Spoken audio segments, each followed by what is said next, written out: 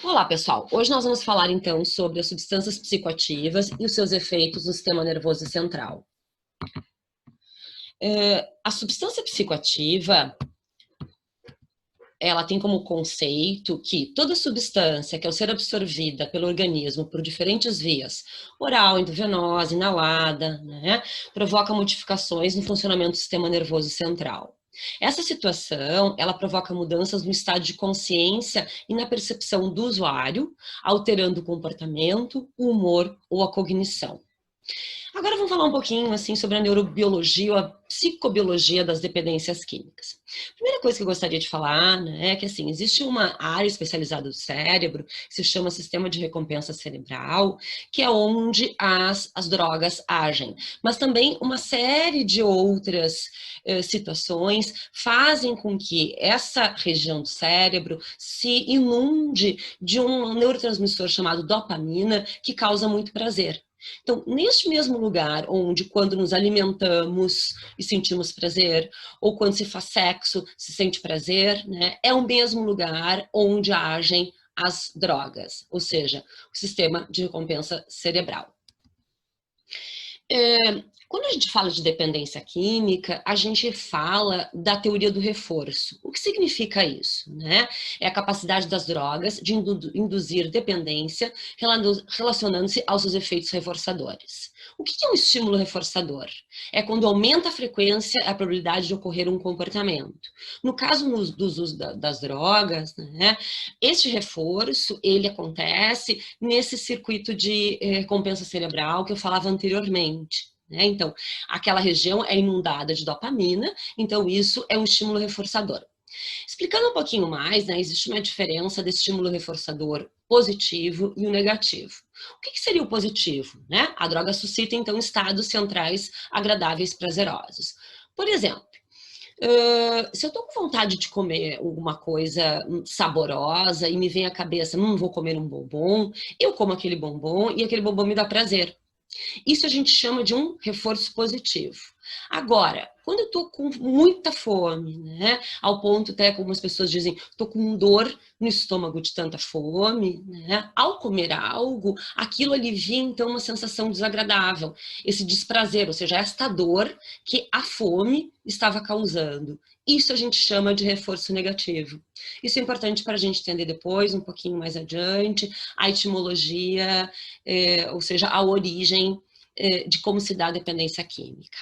Então, a adaptação do organismo às drogas, né? O uso repetido de drogas faz com que o organismo altere seu funcionamento para se adaptar à presença das substâncias, gerando dependência química. Ou seja, né, inicialmente, as drogas, como inundam o cérebro de dopamina, né, vão causando muito prazer. Ao longo do tempo, né, há uma modificação nesse sistema, né, de recompensa cerebral, onde então a droga ela deixa de ter esse efeito prazeroso e começa então a ter um efeito contrário, começa a se ter uma série de sintomas que causam desprazer. Então, a partir desse desprazer, o sujeito continua usando a substância, mas agora já não mais para sentir prazer, mas sim para aliviar desprazer. Por exemplo, né, um alcoolista. Então, o alcoolista inicialmente iniciou, né, o uso de álcool porque sentia prazer. Né? No decorrer do tempo, na exposição do corpo e do cérebro ao álcool, vai havendo essa modificação no sistema de recompensa cerebral e aquilo que causava prazer começa a gerar uma série de sintomas. Esses sintomas desagradáveis, eles então fazem que o sujeito ingira o álcool, mas agora para aliviar o desprazer. Ou seja, quando um alcoolista acorda pela manhã com muita tremedeira, ou seja, né, um efeito desagradável, né, da cessação do álcool no organismo, ele tende impulsivamente a usar álcool para aliviar esta ansiedade, né, ou esta tremedeira, né, que a falta do álcool provoca no seu organismo. Agora é importante a gente diferenciar um pouco os níveis de uso. tá? Nem todo usuário de uma substância a gente pode dizer que é um dependente químico, né? Então, é importante diferenciar, né, os níveis, o tipo de relação que cada pessoa estabelece com a substância para poder, então, fazer uma boa indicação terapêutica. Mas fazendo uma diferenciação entre o uso, abuso e dependência, a gente tem o uso, né, como um uso social, por exemplo. Existem pessoas que usam ocasionalmente, né, geralmente em situações sociais, ou seja, aquele bebedor, né, ou seja, o bebedor social, né, ou que faz uma experimentação por curiosidade ou por recreação, né, e que é um uso muito situacional, que não causa nenhum tipo de prejuízo, aparentemente, para aquele sujeito, né, então a gente categoriza como um uso social. Do uso social, algumas pessoas podem passar por um uso abusivo, mas não necessariamente. Uma pessoa pode fazer uma experimentação uma única vez na vida de cocaína e aquilo não ser algo que lhe causa maior curiosidade, né, ou muito prazer, e ele não vai levar adiante. Ou lá, de vez em quando, ele faz esse uso social, né, e pode ser que um belo dia, né, esse uso social possa a ser um uso abusivo. E o que seria o uso abusivo, né? É um padrão de uso onde apresenta já danos para a saúde, né? Tanto para a pessoa, para o organismo, como para suas relações. A gente diz que também é um uso de padrão BIND, né? Que é um uso compulsivo, ou seja, né? A pessoa ela começa a usar a substância, vamos de novo usar o álcool, né? A pessoa se propõe a beber uma cerveja, quando vê, bebeu 5 cervejas, né? Ou seja, começa a fazer um uso mais compulsivo da substância, né? Aqui a gente diz que ainda não se tem uma dependência, né? O uso abusivo causa prejuízos, mas não compromete toda a vida do sujeito, né? Então a pessoa ainda, né, tem o seu trabalho, digamos, preservado, as suas relações mais ou menos preservadas, mas tem situações, por exemplo, onde está tomando uma medicação, um antibiótico, e que não deveria, então, ingerir bebida alcoólica, no caso, de novo álcool, né? E mesmo assim, ele não consegue ficar sem usar quando vai numa festa e acaba usando. Outra situação, por exemplo, saber que não se pode dirigir e beber porque fica com a atenção prejudicada, e mesmo assim, ele dirige. Então, a gente pode dizer que aqui ele tem uma dificuldade de evitar o uso em determinadas situações, né? Então, chamamos de um uso abusivo, que se diferencia já de uma dependência. A dependência, a gente fala que existe uma relação de exclusividade com a substância, né? Digamos que as outras partes da vida do sujeito já perderam relevância e já não são prazerosas, ele só consegue encontrar prazer na vida quando está usando, né, a substância, né? E a gente tem uma estatística que diz que 20% das pessoas que usam abusivamente drogas tornam-se dependentes. Então vocês veem, assim, não é um número baixo, mas também não é um número muito significativo, né? Então nem todo mundo vai se tornar um dependente de uma substância. A população em geral, né, no Brasil, se tem que 11% delas são dependentes do álcool e outros 1% são dependentes de drogas ilícitas, né, como maconha, cocaína, êxtase, etc. Para a gente fazer um diagnóstico, né, de dependência, a gente precisa avaliar 3 critérios. Tá? Quais são esses critérios? 1, tolerância. O que significa isso?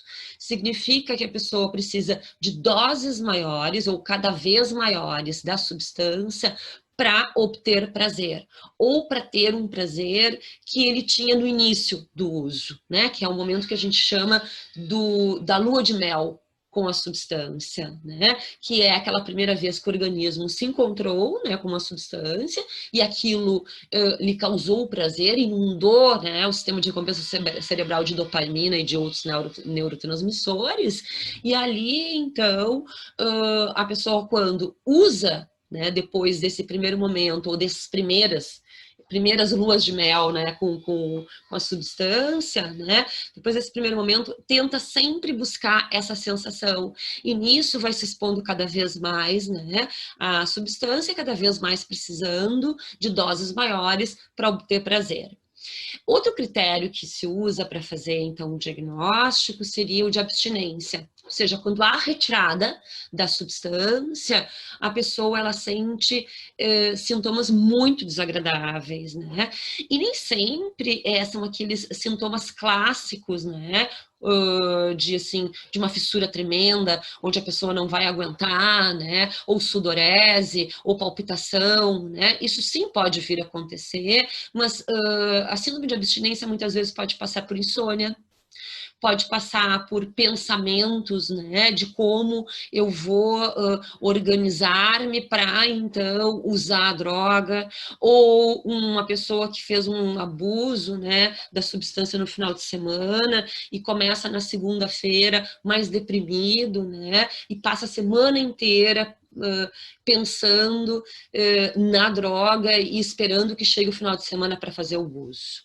Né? Então, tolerância, abstinência, e a terceira seria a sensibilização. A sensibilização tem uma questão bem paradoxal, né?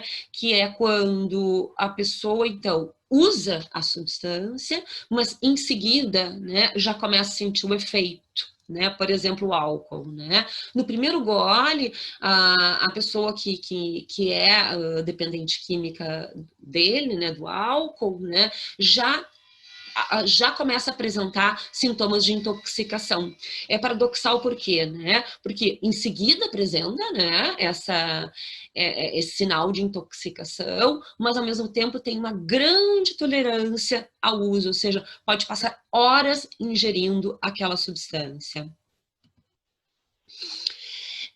Nós dizemos que as drogas têm uma natureza ambivalente, né? E uma frase que representa bem isso é: o que diferencia o remédio do veneno? É a dose. Né? Então, assim, um medicamento é uma droga, né? Um medicamento é uma droga prescrita por um médico, né?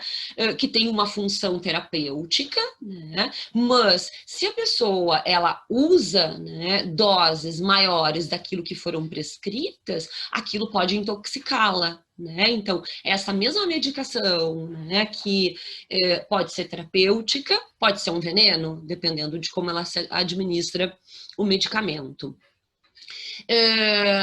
A droga de abuso é uma substância que ela é auto-administrada com uma finalidade de intoxicação, mas não só de intoxicação. A gente diz também, né, que as drogas, para algumas pessoas, servem como medicação.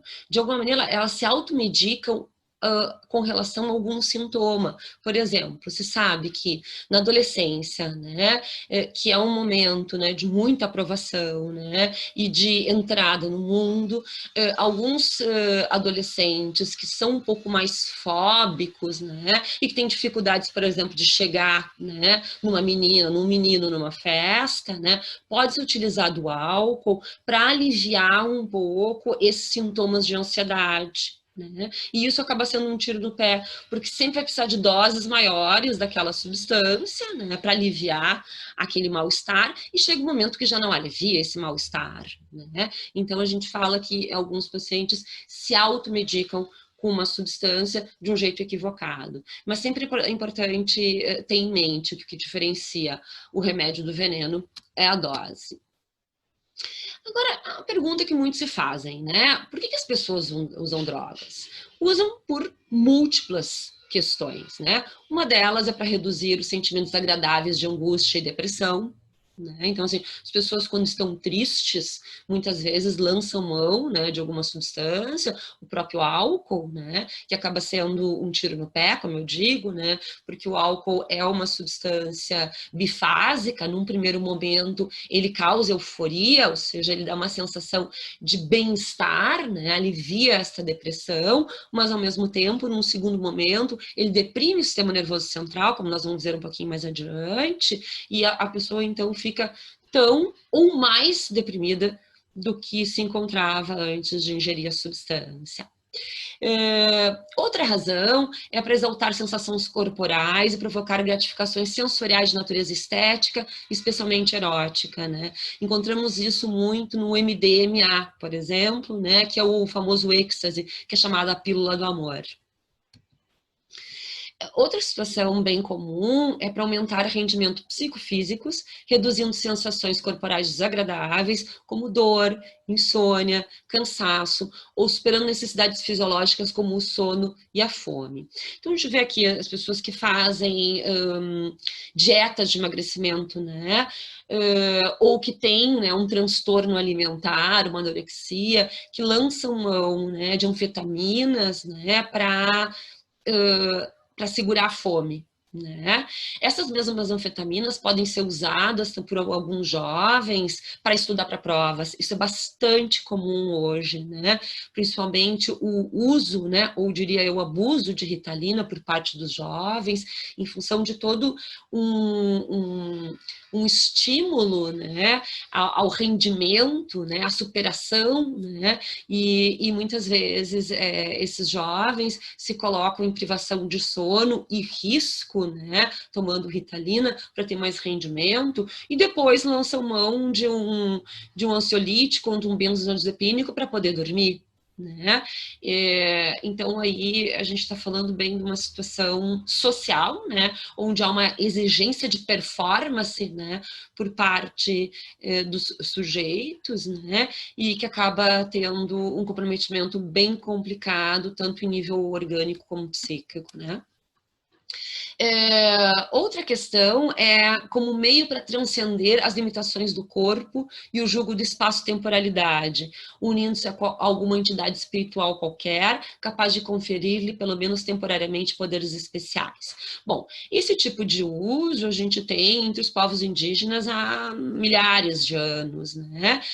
Onde se faz o uso de alguma substância, né? Ou de um chá, por exemplo, como o Santo Daime, né? Que se tem, que é para uso religioso, né, que tem como intenção se ligar, né, a uma transcendência, a um deus ou a deuses, ou a natureza, né, ou perceber, né, as coisas, as cores de um jeito mais ampliado. Né? Isso se chama como uma relação enteógena, né? Ou seja, né, uma tentativa de se ligar com um ente outro, né, na transcendência, ou com um Deus. Agora eu gostaria de trazer, assim, um pouco, fazendo uma recapitulação do que falamos um pouco atrás, assim, né, dos sintomas e sinais de dependência. Então, né, um primeiro sinal, um primeiro sintoma, né, a compulsão no uso, a perda de controle sobre o uso, né, que é o padrão BIND, que a gente falava anteriormente, abstinência, tolerância, afastamento de hábitos saudáveis, persistência no uso, mesmo sabendo que o uso é prejudicial, né, e muito tempo gasto em função da droga. Agora vamos falar um pouquinho sobre a classificação e os mecanismos de ação e o efeito sobre o organismo das substâncias psicoativas. Primeiro eu gostaria assim, de fazer uma classificação das drogas como drogas naturais, semissintéticas e sintéticas. O que é cada uma delas? Né? Uma droga natural é aquela que não tem nenhuma química na sua produção. Né? Isso não quer dizer que não possa ter um uso prejudicial ou que não prejudique, né, o funcionamento de um organismo. Né? Como drogas naturais, a gente tem a mais conhecida, talvez, a cannabis, né, a maconha. Né? Depois a gente tem as drogas semissintéticas, que então levam uma química, uma manipulação química por parte do homem, né?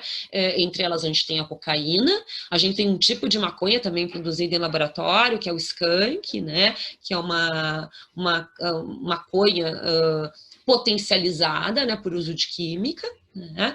E depois a gente tem as drogas sintéticas, que são então as drogas, as ditas químicas, digamos, lato sensu, né? Que a gente pode falar do êxtase, a gente pode falar do LSD, a gente pode falar das próprias medicações que são prescritas.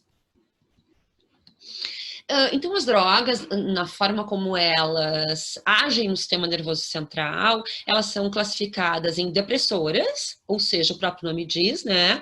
Reduz ou deprimem atividades cerebrais e das funções orgânicas. Entre elas, a gente tem o álcool, mais conhecido, os benzodiazepínicos, os ansiolíticos, né? Os aerosóis, a heroína, né? Então, todas aquelas substâncias que fazem com que haja um relaxamento do sistema nervoso central. Depois nós temos as drogas estimulantes, que ao contrário das depressoras, né, são aquelas que aumentam a atividade do sistema nervoso central, né? Então, entre elas a gente tem a mais conhecida talvez, né, e que quase todo mundo usa, que é o café, né? O cigarro, né? A cocaína, as anfetaminas, o crack, né? O êxtase, apesar de ele estar colocado como perturbador, que logo adiante a gente vai ver que drogas são essas, ele também pode ser considerado um estimulante porque tem um tipo de anfetamina, né? Então as anfetaminas são aquelas todas que causam euforia, né? Enfim. E as perturbadoras ou alucinógenas são aquelas que perturbam as funções psíquicas, né, fazendo com que o cérebro funcione de uma forma desordenada, né, uma espécie de delírio. Né? Então, elas alteram a percepção do tempo e do espaço e podem causar uma certa confusão, e algumas delas, ou algumas pessoas, podem ter alucinação. Aí temos todos os tipos de cogumelos, né, LSD, alguns tipos de maconha, né? Enfim, essas seriam as perturbadoras. Como eu falava anteriormente, né, da diferença do remédio para o veneno, né, que é a dose, hoje a gente tem falado muito sobre os usos terapêuticos das substâncias psicoativas. Talvez o que ficou mais em voga, né, porque apareceu muito na mídia, é o uso da cannabis, né, com uma função terapêutica, que na verdade não é exatamente o THC, né, que é o princípio ativo da cannabis sativa, mas sim o CBD, né, que é o canabidiol, e que tem sido muito pesquisado e usado para pessoas que sofrem com convulsões severas, né, para problemas reumáticos, para uso de pessoas que estão fazendo quimioterapia, para aliviar, né, os sintomas adversos da quimioterapia. Tem pessoas que têm se beneficiado muito com o uso, só que é uma confusão muito grande, que na verdade não é o fumar a maconha, né, é administrá-la como medicação, com, então, doses específicas ou microdoses dessa substância, né? Assim como há toda uma linha na medicina que se chama medicina psicodélica, que tem feito pesquisas e já fazendo uso, né, de microdoses de cogumelos para situações de pacientes que têm depressões, né, ou de transtornos de estresse pós-traumático, mas isso tudo são doses muito controladas, são microdoses, e são administradas em 3 ou 4 sessões, e, logicamente, né, com acompanhamento, né, médico, psicológico, psiquiátrico, né, onde junto com isso se faz todo um trabalho psicoterapêutico. Né? Depois a gente tem, né, o Santo Daime, né, que é um chá que se toma, né, dentro de uma igreja, né, do Santo Daime, existe da Barquinha também, existem 3 igrejas diferentes, né, do Santo Daime, e lá as pessoas vão, tomam, né, o chá, né, fazem um ritual específico, cada uma dessas igrejas, e muitas pessoas relatam, né, efeitos terapêuticos, ou seja, que elas sentem uma diminuição da ansiedade, da depressão, elas dormem melhor, e realmente, né, tem se feito estudos, né, também muito controlados, né, com esse cipó, né, e isso tem encontrado um resultado bem interessante. Outra questão que eu queria trazer para a gente pensar é que quando falamos de dependência química ou drogadição, sempre temos que pensar em algumas variáveis, né? Porque é um fenômeno multifatorial. Né? Então, a drogadição é um fenômeno composto por um conjunto de diferentes variáveis que são biopsicossociais.